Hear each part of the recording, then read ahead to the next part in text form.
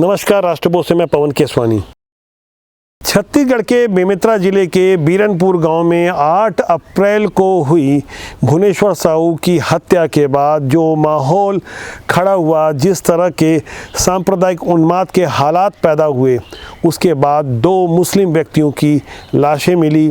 उसके बारे में पुलिस ने एक बड़ा खुलासा किया है। अभी पुलिस ने फ़िलहाल 8 लोगों को गिरफ्तार किया है और उन्हें जेल भी भिजवा दिया है। मीडिया को दी गई जानकारी में वहां एसपी कल्याण एलीसेला ने जो बातें कही है, उनके एक एक शब्दों को आपको गौर करना चाहिए।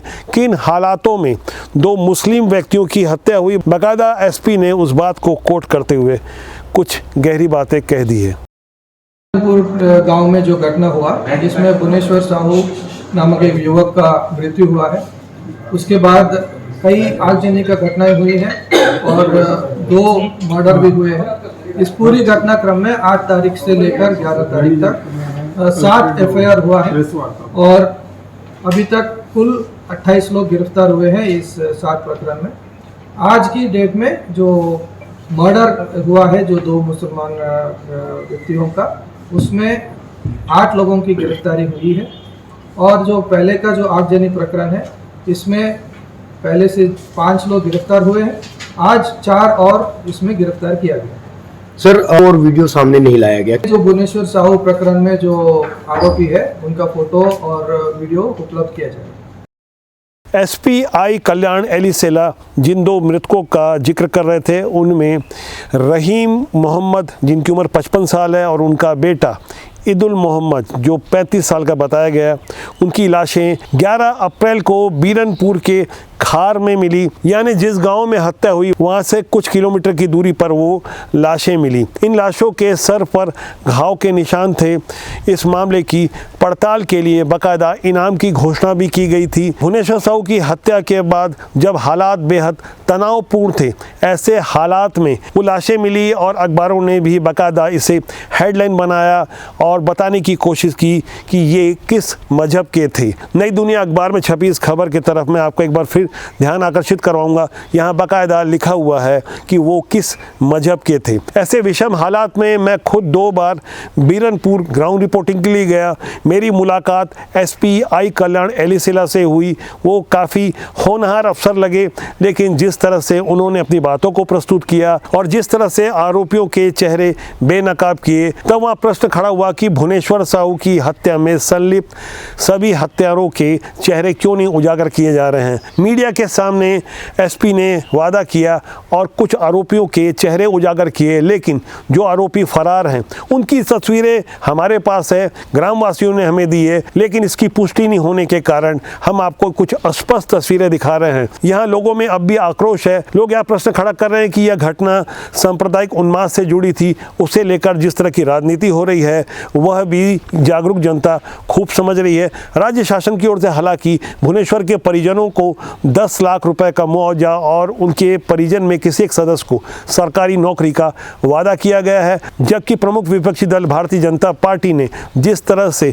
बंद को समर्थन दिया और 10 अप्रैल को समूचा छत्तीसगढ़ बंद रहा, उसके बाद हालात, तस्वीरें तेजी से बदलती गई। बीरनपुर के समीप भुवनेश्वर हत्याकांड के बाद 2 पिता पुत्रों की जब लाशें मिली, उसके बाद इलाके में और ज़्यादा सनसनी फैल गई। पुलिस के सामने चुनौती थी कि जल्द से जल्द उन आरोपियों को गिरफ्तार करे जिन्होंने इन पिता पुत्र की हत्या की है। अब जो चेहरे सामने दिखाए जा रहे हैं, उनके मैं आपको नाम और गांव बता रहा हूं। अधिकांश युवा थे। एक व्यक्ति 43 साल का था और अधिकांश की उम्र 18, 23, 25 ऐसे ग्राम के युवा थे, जिसमें ग्राम पद्मी के पूरन पटेल, इनकी उम्र 19 साल, पद्मी के ही राजकुमार निषाद, इनकी भी उम्र 19 साल, और ग्राम पद्मी के ही भोला निषाद, इनकी उम्र 23 साल, ग्राम पेंडरवानी के अरुण रजक, इनकी उम्र 18 साल, ग्राम खैरी के मनीष वर्मा, उम्र 23 साल, ग्राम पेंडरवानी के ही दूधनाथ साहू, उम्र 27 साल, ग्राम बीरनपुर के समीप के गांव चेचान के टाकेश्वर सिन्हा, इनकी उम्र 28 साल, और ग्राम कोरवाई के समारू नेता उम्र 43 साल। इन 8 आरोपियों की तस्वीरें पुलिस की ओर से जारी की गई है। बीरनपुर के लोगों से जब हमने बातें की, कुछ लोगों ने ऑन कैमरा बात किया और कुछ लोग कैमरे के सामने बात नहीं कर रहे थे। लोगों ने बताया कि हमने पुलिस के सामने 50-55 लोगों का जिक्र किया है, कई नाम बताए हैं, महिलाओं के नाम भी सामने आए हैं। भुवनेश्वर साहू हत्याकांड के अगले ही दिन जब उनकी अंत्येष्टि थी 9 अप्रैल को, मुझे मौके पर भुवनेश्वर के भाई कृष्णा ने भी जानकारी दी कि हत्याकांड में कई महिलाएं भी संलिप्त थी, लेकिन उनके नाम अभी तक सामने नहीं आए हैं। कुछ तस्वीरें हमें ग्रामवासियों की ओर से मिल रही है, लेकिन इसकी पुष्टि नहीं होने के कारण हम उन तस्वीरों को आपसे साझा नहीं कर रहे हैं। इस पूरे घटनाक्रम में यहाँ सबसे गौर करने वाली बात यह है कि बेमेतरा जिले के एसपी कल्याण एलीसेला ने मीडिया के सामने इस बात को स्वीकार किया कि भुवनेश्वर साहू हत्याकांड के बाद जो 2 हत्याएं हुई है उनका कहीं ना कहीं आपस में संबंध है। हालांकि खुले तौर से इसे स्वीकार नहीं किया गया, लेकिन जो बातें बताई उससे यह स्पष्ट होता है कि वहाँ के किस तरह के हालात हैं, किस तरह से तनाव की स्थिति है। हमारे पास जो ताज़ा जानकारी मिली है कि बीरनपुर के चारों तरफ अब सीसीटीवी कैमरे लगाने की तैयारी चल रही है। यहाँ सोचने वाली बात यह है कि छत्तीसगढ़ के सैकड़ों गाँवों में क्या ऐसी ही सीसीटीवी कैमरे लगाया जाना संभव है? तो जाहिर तौर पर आपका भी उत्तर होगा कि ऐसा संभव नहीं है। बीरनपुर एक उदाहरण मात्र है, ऐसे ही तनावपूर्ण हालत कई और जगह भी है। धार्मिक और सांप्रदायिक उन्माद की कई तस्वीरें पिछले दिनों बस्तर से भी आई थी, जहां धर्मांतरण से परेशान सर्व आदिवासी समाज ने धर्मांतरित हो चुके ईसाई बन चुके आदिवासियों के विरुद्ध उग्र आंदोलन किया था। ऐसे बदले बदले हालात में अब ग्रामीण जनता भी अपनी संस्कृति बचाने के लिए जिस तरह से आगे आ रही है और जिन कारणों से ऐसे हिंसक उन्माद हो रहे हैं उन्हें भी हमें गहराई से समझना होगा।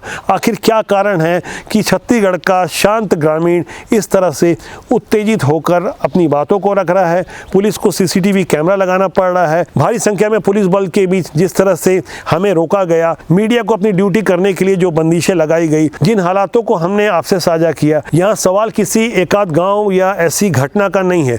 यहाँ प्रश्न बहुत बड़ा यह खड़ा होता है कि समाज में अमन चैन बनाने के लिए क्या व्यापक स्तर पर बड़ी कोशिशें हो रही है। खासकर राजनीतिक दल ऐसे माहौल में अपनी ड्यूटी कितनी ईमानदारी से निभाते हैं, उन जनप्रतिनिधि और नेताओं को भी समझना चाहिए जो कि हिंसा फैलाने वाले लोगों का समर्थन करते हैं। ऐसी घटना के लिए कौन कसूरवार है, जनता प्रश्न कर रही है। जब हमने मौके पर जाकर और उसके बाद बीरनपुर से जुड़ी हुई कई घटनाओं का विश्लेषण किया, तब कमेंट सेक्शन में लोगों ने खुलकर अपनी बातें रखी, सैकड़ों विचार हमारे सामने आए। लेकिन यक्ष प्रश्न अभी भी कायम है, ऐसे हालातों के लिए परिस्थितियां कैसे तैयार हुई? क्या कारण रहा होगा कि छत्तीसगढ़ में आमतौर पर जब ऐसी घटनाएं कभी नहीं होती, तब आज ऐसे बदले माहौल में अचानक एक बेकसूर भुवनेश्वर की आखिर क्यों निर्ममतापूर्वक हत्या कर दी गई? और यहाँ से क्रिया की प्रतिक्रिया भी हो रही है। अब इस घटना को महज 10 दिन हुए हैं, उम्मीद है कि हालात सुधरेंगे।